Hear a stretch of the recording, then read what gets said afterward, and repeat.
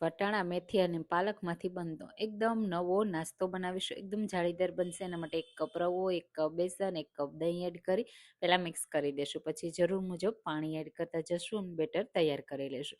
બેટરને થોડી વાર ઢાંકી રહેવા દેશું. ત્યાં સુધીમાં મરચાં, આદુ, લસણ અને વટાણા એડ કરીશું અને બધી પેસ્ટ તૈયાર કરી લઈશું. તેલમાં વટાણાવાળી પેસ્ટ, મેથી, પાલક એડ કરી થોડી વાર સોફ્ટ થાય અને બધું કૂક થઈ જાય ને ત્યાં સુધી સાતળી લેશું.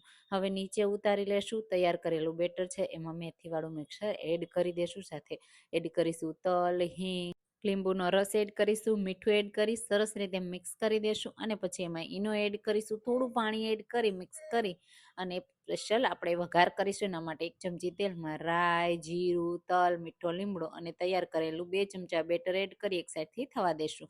બીજી સાઈડ એ જ રીતે કૂક કરી લેશું અને ગરમા ગરમ સર્વ કરીશું. ચટણી સાથે, ચા સાથે સર્વ કરવા જેવો છે તો ટ્રાય કરજો.